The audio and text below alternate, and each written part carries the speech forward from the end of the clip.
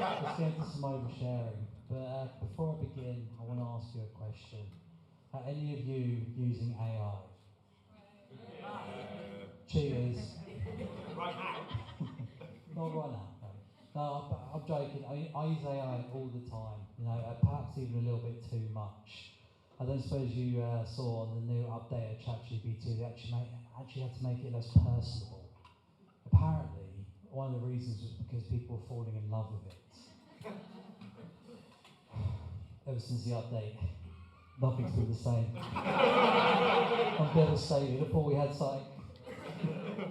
No, I'm joking. No, I mean, obviously, I haven't fallen in love with ChatGPT. You know, I mean, what sort of fucking loser would fall in love with ChatGPT? I need to get out more. Anyway, I'm over it now. But I mean, is anyone else being really polite to ChatGPT? You know, I mean, I'm saying my pleases and my thank yous. You know, like, I'm just worried that one day the whip's going to be in the other hand. You know, and like, it's not going to ask me to redo his emails for it. You know, I've just got this terrible vision. I'm going to end up dancing in a cage while a robot flicks cigars at me.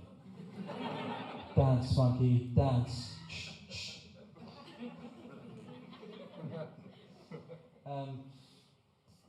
Yeah, but I mean, basically, I feel like we're heading to this dystopian future where the main employer is going to be OnlyFans. You know, but I think at least Scoosh should be a thing of the past, and the only job left is wanking in front of a camera. You know, I think we can all manage that at least. You know, so that's one less thing to worry about. But I mean, people are worried. You know, people are worried about AI taking their jobs. You know, but I think AI should take a couple of jobs. Definitely, like the person who cut my hair today. You know, I mean, I went in there asking for cornrows for my big day, and like this is what I walked out with. Like, so. But I mean, like, no, the real top of my list is the receptionist at GP surgeries. You know, I mean, I might be being a bit harsh here, but you know, I just hate that question that you get when you're phoning up for an appointment. You know, they're just like, can I have a brief reason for the appointment, please? I'm just thinking in my head, no, fuck off. Like, no, I don't want to give my personal medical information. You're not a doctor. You know, and like, I try and brush them off politely with the, it's personal. You know, and sometimes that can work. But I don't know, you just get the ones having a bad day or something, and they persevere. You know, they demand an answer.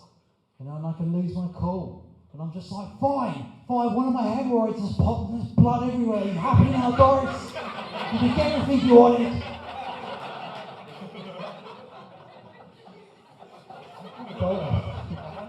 I mean, if you can't already tell, I'm a bit of a frequent flyer at the old GP surgery. You know, I'm a complete hypochondriac, and sometimes I can feel a bit more like a stalker than a patient.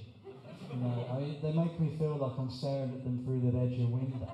And I try to tell them, I've got this new pain in my chest. They're like, Martin, it's IBS. Like, get the fuck out of my house! And you wear my underwear again?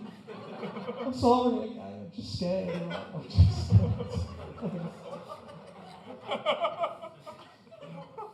Fine, now ChatGPT gets to consume all of my health, anxiety, insanity.